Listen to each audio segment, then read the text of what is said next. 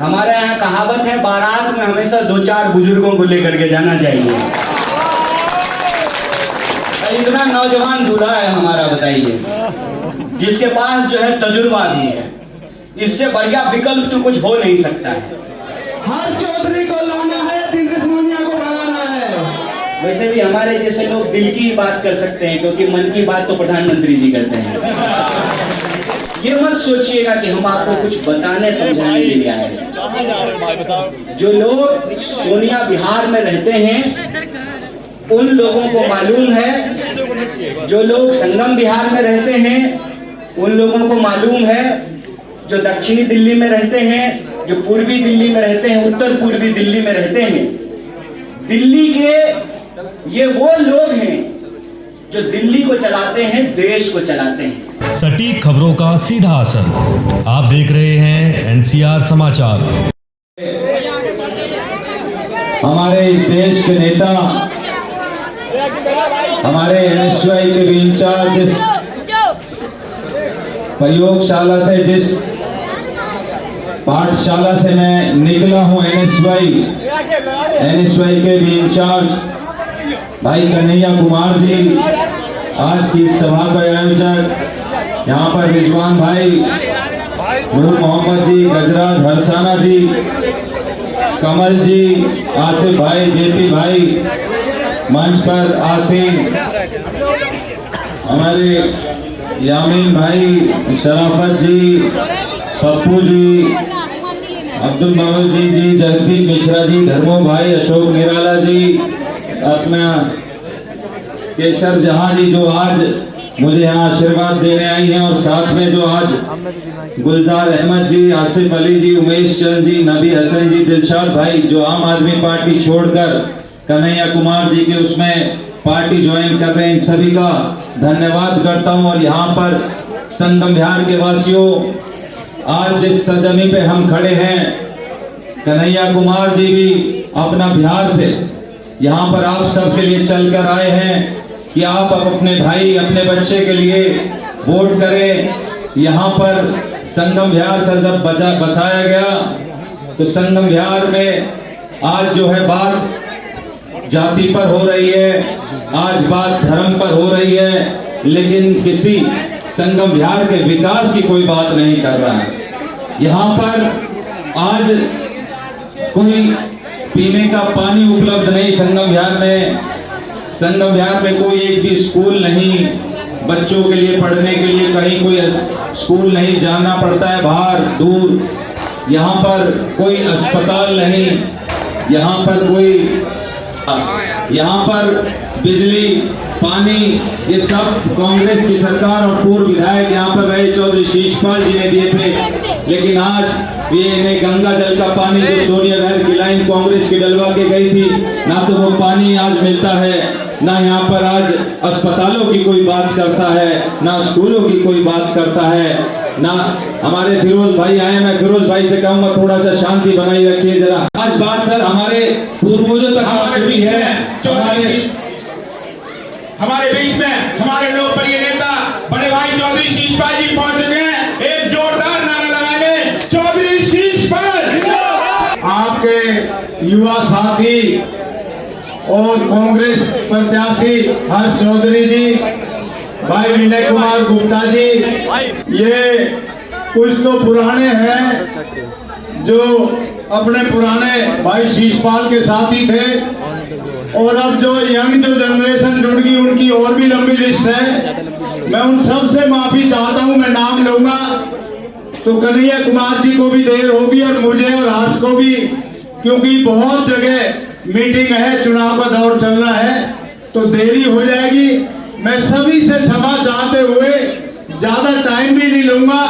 मैं सिर्फ आपको यही याद दिलाना चाहता हूं, वैसे तो पुराने लोग सब जानते हैं ये संकट बिहार किसने बनाया, और जब संकट बिहार था, जब संकट से उभारने वाला कौन था, आपको याद होगा 1993 में जब पहली दफा निर्दलीय विधायक बनाया था तो तब बात थी कुछ मिले या ना मिले, हमें बिजली मिल जाए, वो बिजली देने का काम आपके भाई शीशपाल ने किया था।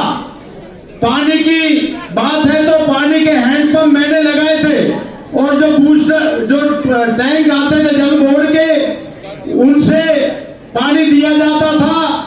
ना तो टैंक, ना हैंडपंप, ना पानी की सप्लाई, ना बिजली के कनेक्शन, किसी भी मामले में एक नया पैसा नहीं लिया जाता था। बल्कि आपको याद होगा, इस कॉलोनी के अंदर बंदिश थी, मकान नहीं बनेंगे। मेरे टाइम में एमसीडी, पुलिस, कोई नेताओं का गुर्गे कोई यहाँ पर नहीं आते थे। अब कई दफा मेरे से कहते हैं, शीशपाल जी आपके टाइम में एमसीडी नहीं थी। मैं उन्हें बता देना चाहता हूँ कि मैंने कहा एमसीडी मेरे से पहले भी थी, लेकिन मैंने अपने क्षेत्र के लोगों को एमसीडी, एसडीएम ऑफिस, पुलिस प्रशासन, इनको किसी को भी आपके अंदर घुसने का काम नहीं करने दिया, आपसे पैसे नहीं लेने दिए।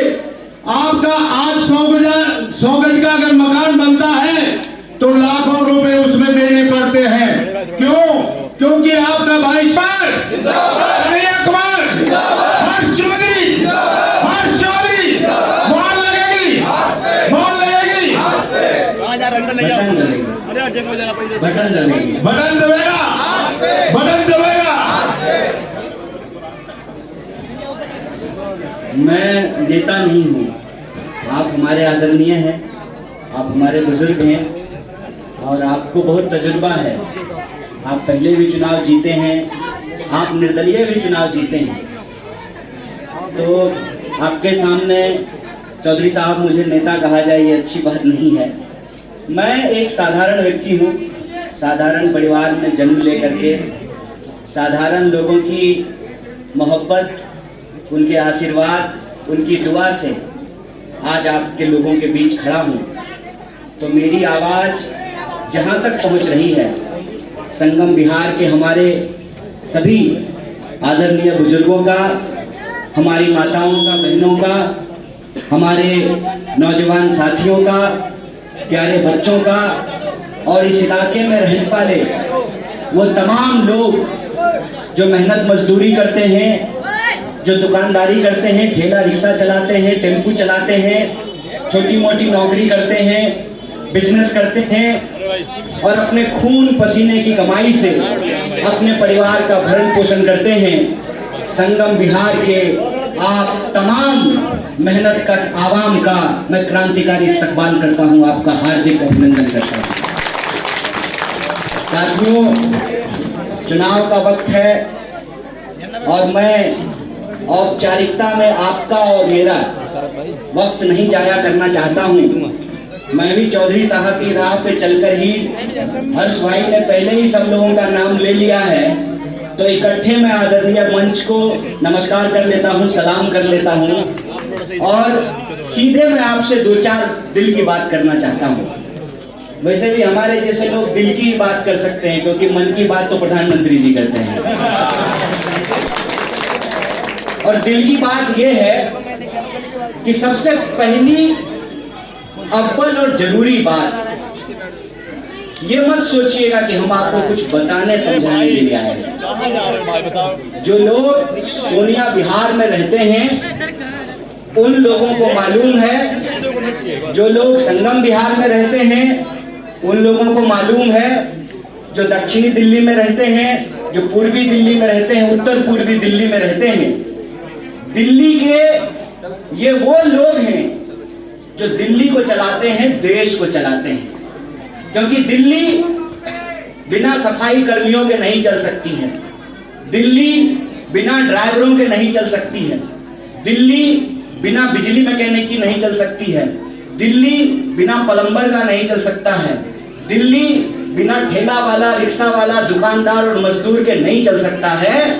तो जो लोग दिल्ली को चलाते हैं, दिल्ली देश का दिल है, तो जो देश को चलाते हैं, दिल्ली वासी अपने गली का हाल बखूबी जानते हैं, उनकी हकीकत क्या है उनको बखूबी मालूम है।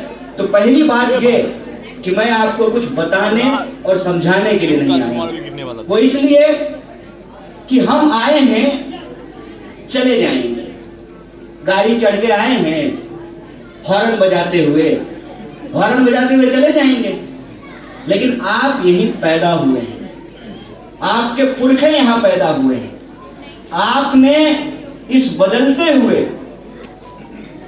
बदलते हुए गली को, यहाँ के मकानों को, यहाँ के दुकानों को आपने देखा है। आपको मालूम है कि कौन सी गली कितनी सकरी है, किसकी लंबाई चौड़ाई कितनी है, किस गली के किस मकान में कौन सी बिरादरी के लोग रहते हैं, कौन सी दुकान की लस्सी अच्छी है, किसका दूध अच्छा है, किसका पनीर अच्छा है, कौन सा दूध में पानी मिला करके देने वाला दुकानदार है और किसका दूध शुद्ध है। आपको सारी बात मालूम है। आप जानते हैं कि कहाँ बढ़िया वेज मिलता है, कहाँ बढ़िया नॉन वेज मिलता है, छोला भटूरा का दुकान किसका अच्छा है, समोसा किसका चटक है, आपको हमसे ज्यादा मालूम है। मालूम है कि नहीं मालूम है? तो हम आकर के आपको क्या बताएंगे? हमारी इतनी कुवत नहीं है कि हम आपको बता सकें कि आपकी हकीकत क्या है।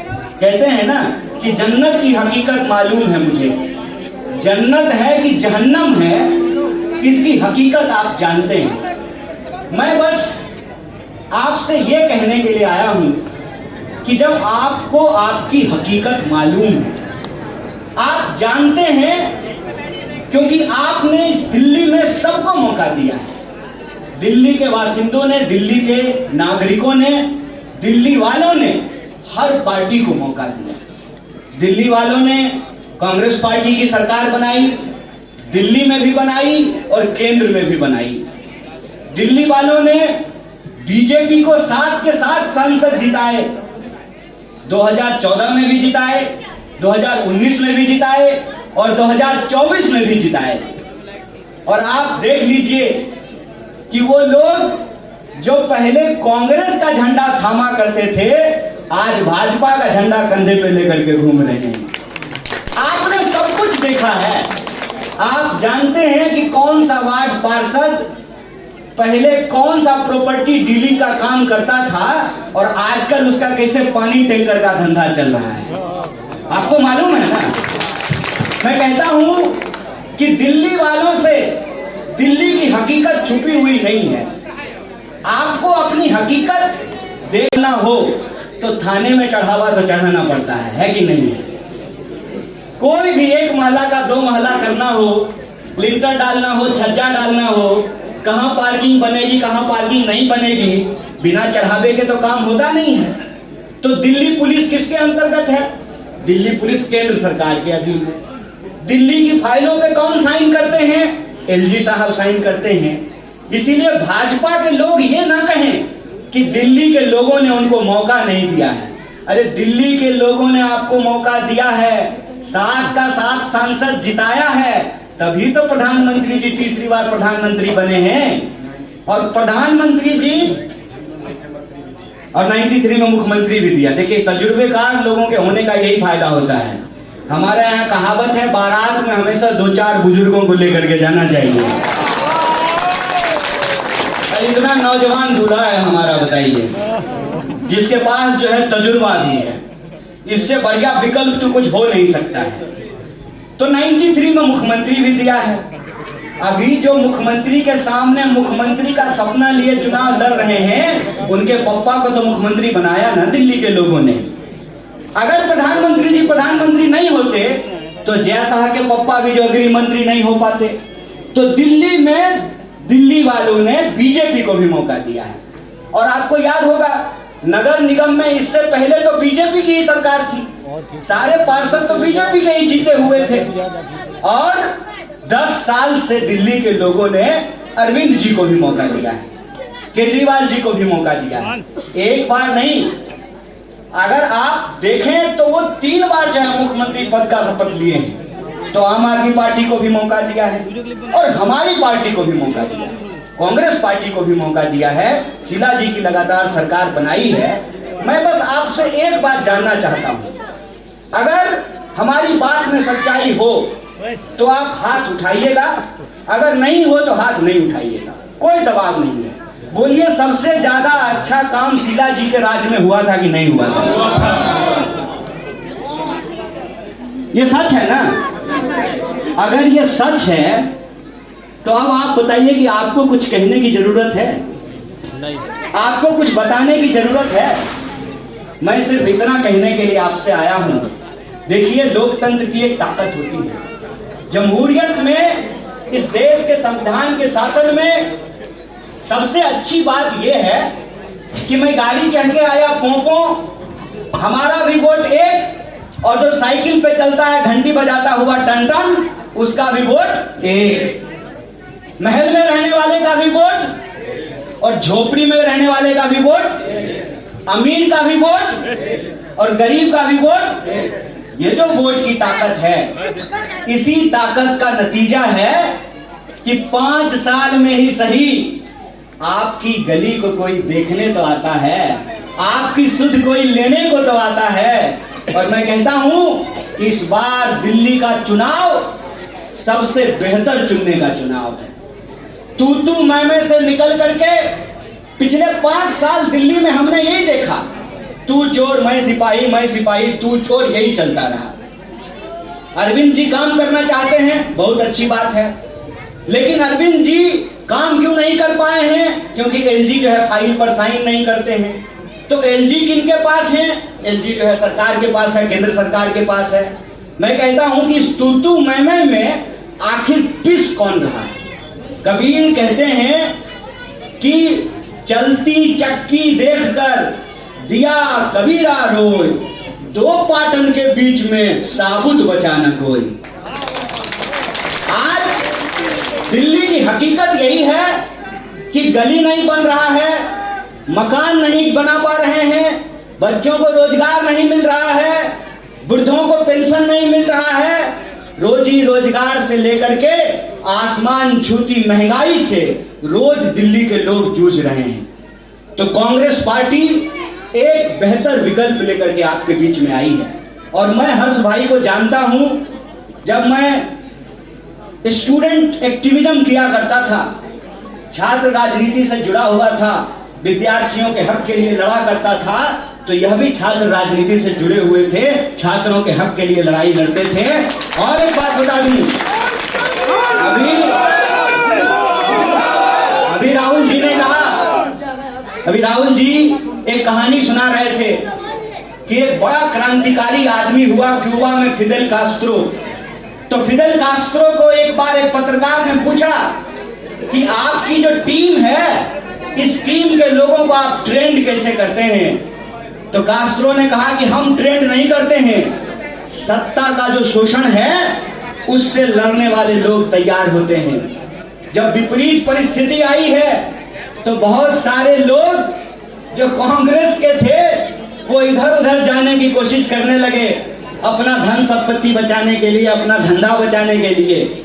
हर्ष भाई के बारे में एक बात कहना चाहता हूं, कांग्रेस का झंडा थामे हैं, कांग्रेस का झंडा थामे हुए हैं। विपरीत परिस्थिति में भी ये नफरत की राजनीति के साथ नहीं है, ये मोहब्बत का पैगाम लेकर के आए हैं, इसीलिए मैं इनका प्रचार करने के लिए आया हूं। देखिए, कहते हैं वह पथ क्या, पथिक कुशलता क्या, जिस पथ में बिखरे सूल न हो, नाविक की धैर्य परीक्षा क्या, जब धाराएं प्रतिकूल न हो। इस प्रतिकूल समय में जो आप लोगों के सवाल हैं, उन सवालों का एक बेहतर विकल्प लेकर के कांग्रेस पार्टी आई है। और कांग्रेस पार्टी जो कूपन लेकर के आई है, उसकी अगर मैं बात करूं तो जो योजनाएं लेकर के आई है, उन योजनाओं पे भरोसा जता करके आप हर्ष भाई को वोट करेंगे तो मैं आपको बता दूं, 5 तारीख को कांग्रेस के निशान पर, हाथ छाप पर बटन दबेगा, हर परिवार के लिए 10 लाख रुपया बचेगा। यह संकल्प कांग्रेस पार्टी लेकर के आई है। और ये बात हम क्यों कह रहे हैं? ये बात हम इसलिए कह रहे हैं कि ये देश जितना अमीरों का है उतना ही गरीबों का है। यह देश चाहे वो मंदिर जाता हो, मस्जिद जाता हो, गुरुद्वारा जाता हो, चर्च जाता हो, बौद्ध मठों में जाता हो, यह देश सबका है। हम किस जात या बिरादरी में पैदा लिए ये मायने नहीं रखता है। डॉक्टर बाबा साहब भीमराव अंबेडकर के संविधान ने हमको बराबरी का हक दिया है। और देश को अगर हम विकास के रास्ते पे आगे ले जाना चाहते हैं तो इस देश के पूंजीपतियों का, बड़े धन्ना सेठों का अगर 16 लाख करोड़ कर्जा माफ किया जा सकता है तो दिल्ली की गलियों में रहने वाले आम लोगों का बिजली बिल भी माफ करना पड़ेगा। इसीलिए कांग्रेस पार्टी ने कहा है कि हमारी सरकार अब 5 तारीख को बनाइए, हम हर घर के लिए 300 यूनिट फ्री बिजली लेकर के आएंगे। जो नौजवान हैं, बताइए, नेताजी का बेटा ऑक्सफोर्ड पढ़ने के लिए जाता है, हमारे बाल बच्चों के लिए भी अच्छी रोजगार और अच्छी शिक्षा की व्यवस्था होनी चाहिए। अच्छी शिक्षा तो मिलती नहीं है, पेट काट करके अगर अपने बच्चों को पढ़ाते हैं तो इंजीनियरिंग करने के बाद, पॉलिटेक्निक करने के बाद भी हमारे बच्चों को रोजगार नहीं मिलता है। इसीलिए हर युवा के लिए 8,500 की नौकरी की गारंटी लेकर के कांग्रेस पार्टी आई है। जो हमारी माताएं हैं, जो हमारी बहनें हैं, क्योंकि बताइए हमारी उत्पत्ति में हमारे माँ और बाप का दोनों का योगदान है ना, क्या माता जी? माँ भी तो 9 महीना पेट में रखती है ना बच्चे को, तो बच्चा सिर्फ बाप का बच्चा तो नहीं होता है, माँ का भी बच्चा होता है। इसीलिए जो हमारी बहनें हैं उनके लिए प्यारी दीदी योजना के तहत 2500 रुपए हर महिला को मिले, यह घोषणा लेकर के कांग्रेस पार्टी आई है। और जो आसमान छूती महंगाई है उसको कम करने के लिए आज घर का चूल्हा चक्की चलाना मुश्किल हो गया है। इसके लिए हर घर के लिए 500 रुपए में सिलेंडर। याद कीजिए जब शीला जी की सरकार थी, जब केंद्र में डॉक्टर मनमोहन सिंह जी की सरकार थी, तब 450 रुपए में सिलेंडर मिला करता था। इसीलिए हम कहते हैं कि अगर 20,000 करोड़ का मंत्री और प्रधानमंत्री के रहने के लिए घर बन सकता है तो आपको 500 रुपए में हर घर के लिए सिलेंडर देना पड़ेगा। यह घोषणा कांग्रेस पार्टी लेकर के आई है। और ये 5 योजना को जब आप देखेंगे, इसकी बचत को जब आप देखेंगे, तो कांग्रेस पार्टी अगर जीते और यह योजनाएं लागू हो तो हर घर को 10 लाख रुपया साल में बचेगा। और 10 लाख रुपया अगर बचे 5 साल में, तो 5 साल में जिनके पास घर नहीं है वो भी 25 गज 50 गज जगह लेकर के अपना घर का सपना पूरा कर सकते हैं। जिसका 1 मंजिला मकान है 2 मंजिला मकान बना सकता है, जो स्कूटी पे घूमता है वो कार खरीद सकता है, अपने बच्चों को इंजीनियरिंग करा सकता है, पढ़ा लिखा सकता है, अपनी बच्ची की शादी कर सकता है, अपने बच्चे की शादी कर सकता है। इसीलिए गरीब परिवार के लिए 10 लाख रुपया आज भी मायने रखता है। देखिए प्रधानमंत्री जी 10 लाख का सूट पहन सकते हैं, कोई दिक्कत नहीं है। 8,500 करोड़ का हवाई जहाज पे घूम सकते हैं, कोई दिक्कत नहीं है। लेकिन 10 लाख का सूट उनके लिए मामूली बात है, लेकिन 10 लाख रुपया गरीब के लिए भी आज जरूरी है, उससे वो बहुत सारा काम कर सकता है। इसीलिए हम आपसे ये निवेदन करने के लिए आए हैं कि 5 फरवरी का दिन होगा और आप अगर कांग्रेस पार्टी को चुनेंगे तो हर घर के लिए 10 लाख रुपए का बचत होगा। इसीलिए हम आपसे निवेदन करने के लिए आए हैं कि इधर उधर की बात नहीं करनी है।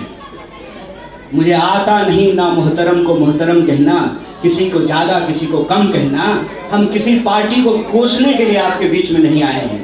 हम कहते हैं कि हमारे पास दिल्ली के विकास का एक मॉडल है और दिल्ली की जनता अगर हम पे भरोसा जताती है, हर्ष भाई जैसे नौजवान साथियों को जिताती है, तो दिल्ली को हम बदहाली से बेहतरी की तरफ लेकर के जाएंगे। यह हमारा संकल्प है। इन्हीं शब्दों के साथ और पूरे मंच को, हमारे चौधरी साहब को और हमारी आवाज जहां तक पहुंच रही है, आप तमाम आदरणीय बुजुर्गों, भाइयों, बहनों और नौजवानों को धन्यवाद कहते हुए तहे दिल से शुक्रिया अदा करके अपनी बात को खत्म करता हूँ। बहुत बहुत शुक्रिया, बहुत बहुत धन्यवाद।